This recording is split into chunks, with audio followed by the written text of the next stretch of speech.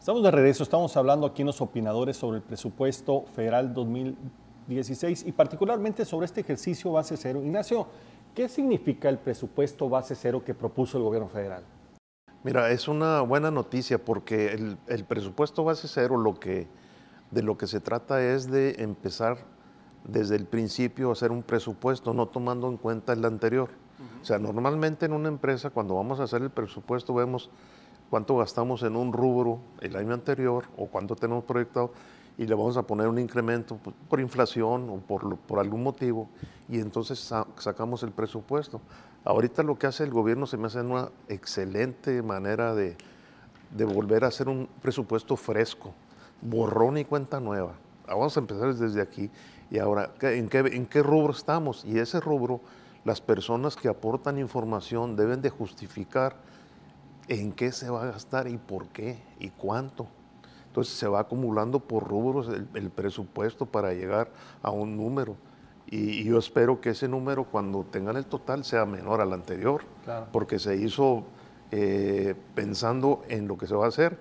Y tú lo comentaste hace un momento, ¿cuándo le preguntaron a los estados y a los municipios? Ese es el problema. El presupuesto base cero se está haciendo según lo que las secretarías federales creen que se necesita en los estados, pero los estados no han aportado sus necesidades.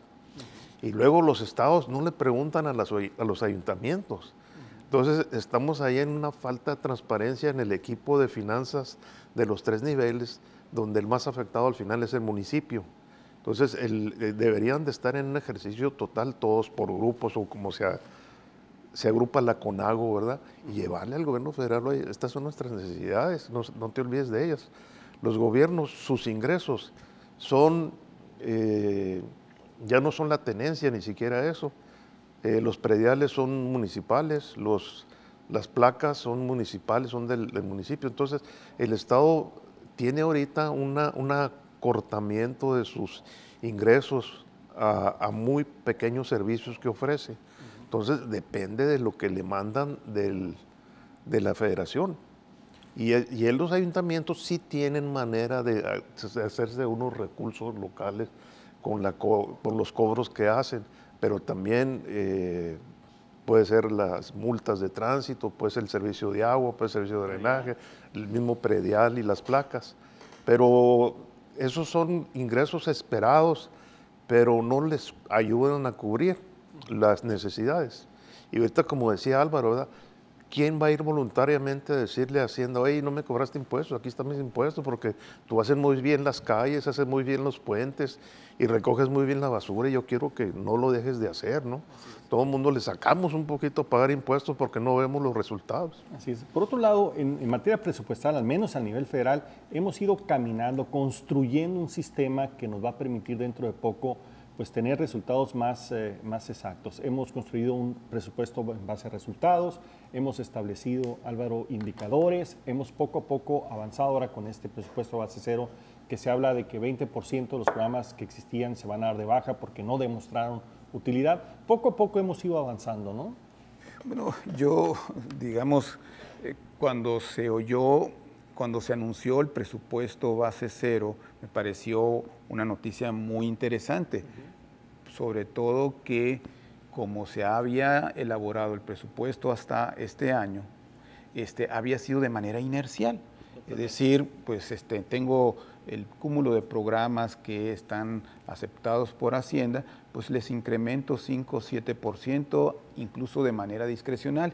En la mayor parte de los programas que Hacienda reconoce, pues nunca se les reducía porque nunca había una evaluación de si efectivamente esos programas eran eficientes, efectivos y atacaban algún problema para los cuales se habían creado originalmente. Entonces, esto significaba, a mi juicio, una reingeniería de la administración pública.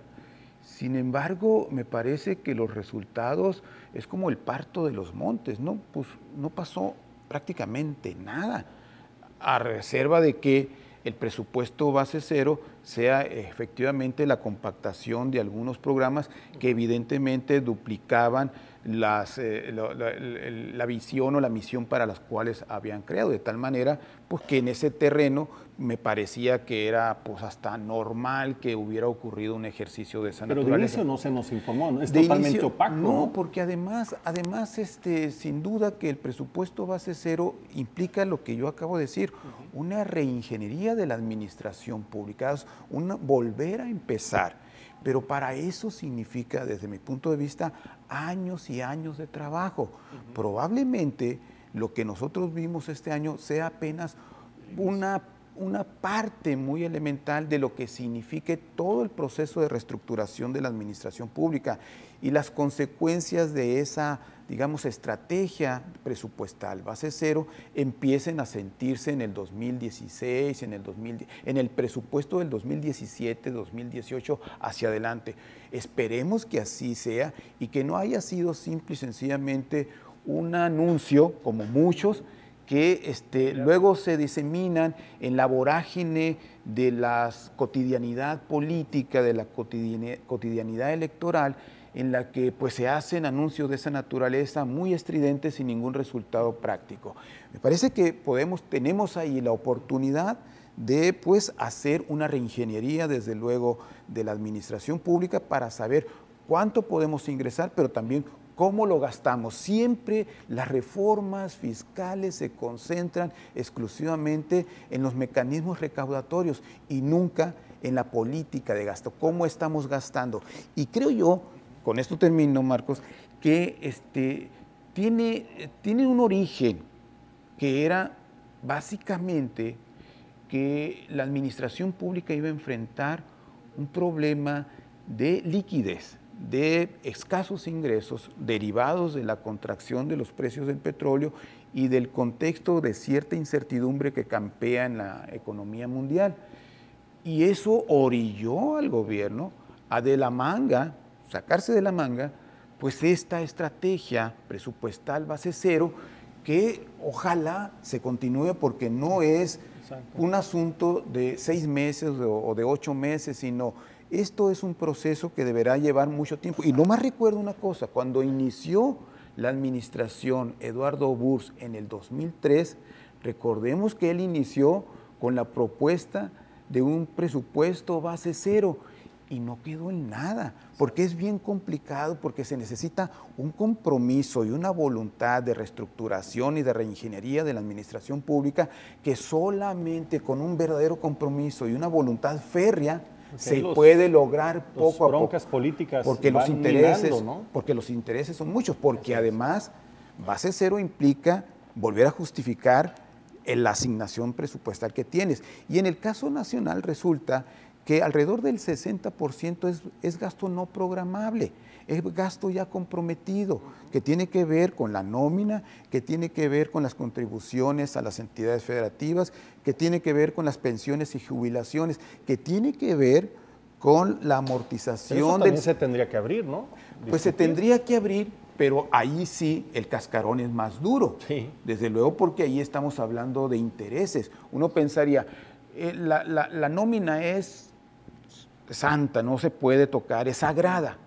Pues toquémosla, porque seguramente en la nómina, que es donde se va la mayor parte de los recursos, hay duplicidades. Como en el caso de la educación educativa, ¿no? En el caso de hubo grandes problemas. Y podemos encontrar eso mismo en algunas otras paraestatales, como por ejemplo Pemex, Comisión Federal de Electricidad, y sin duda en el sector salud, que es donde se concentra la mayor parte de la plantilla de burócratas federales y estatales. Por lo visto, tenemos el peor de los casos. Ingresamos poco y gastamos peor, ¿no? Entonces, pues es muy difícil que así se den resultados, ¿no?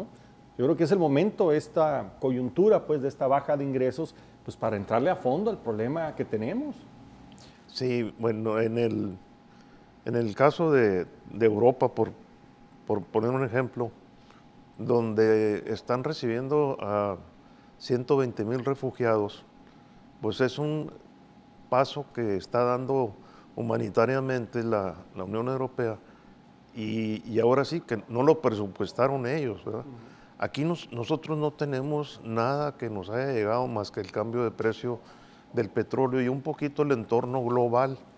Entonces, con ese dólar en 16 y feria o 17 es atractivo para exportar. Ahorita es cuando debemos sacar la energía de los mercados y diversificar un poquito el mercado. O sea, estamos en México muy orientados a Estados Unidos y yo digo que pues se va bien, es nuestro vecino, es muy fácil hacer una exportación a Estados Unidos o una importación, la cercanía, todo, el NAFTA o el Telecán, pero tenemos China y tenemos Europa y tenemos Latinoamérica.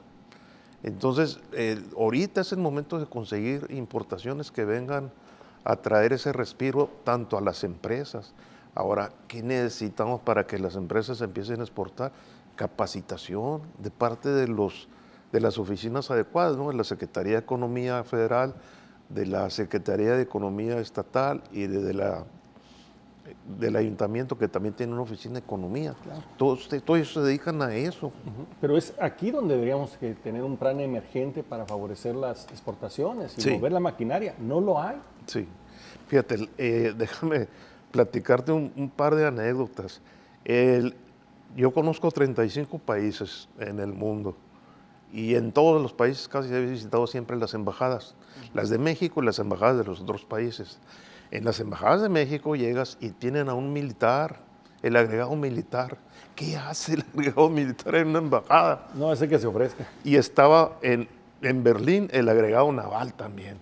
Ni siquiera están en el mar ahí. Burocracias, ¿no? Burocracias que hablaba ahorita Álvaro. Entonces, se repite ese modelo en las embajadas y con mucha gente, con mucho dispendio del gasto, ¿no? Como que no están muy vigiladas. A mí me dio esa impresión. Y en las embajadas gringas que he entrado, canadienses, japonesas, inglesas, francesas, haz de cuenta que entras a una empresa privada. Sí, señor, ¿qué se le ofrece? Viene a hacer negocios, quiere comprar, quiere vender. Siéntese, por favor, ahorita le voy a traer una persona a atender. O sea, ¿a qué va uno en la embajada? Pues a preguntar si, oye, ¿dónde puedo comprar salsa mexicana? ¿O dónde puedo conseguir artesanías o algo, no, lo que sea? Entonces, desde raíz, nuestro problema en las embajadas está mal atendido. Y no creo yo que la señora Ruiz Massieu sepa mucho de esto, de verdad, para andar ahí en ese medio, porque es un puesto político, no se lo dieron a uno embajador de carrera como ha sucedido. Entonces, aquí en esta administración municipal y todas las municipales, ¿no? y la estatal, yo no sé si pusieron a sus amigos en esos puestos, aunque no sepan nada, eso lo vamos a ver, o pusieron a los expertos, que sí saben, pero no son amigos, como es en el mundo, en realidad, como se está atacando el problema, ¿verdad? Sí, estamos hablando del presupuesto 2016, este presupuesto base cero, por lo visto es un buen proceso, inacabado, difícil que dé resultado de corto plazo, pero que tiene que iniciar un proceso mayor, que es hacer toda esta reingeniería de gobierno y regular mucho mejor y evaluar mucho mejor el gasto y recaudar bien, pero fundamentalmente demostrarle a los mexicanos que si pagan impuestos es una buena inversión. Regresamos un momento más con ustedes.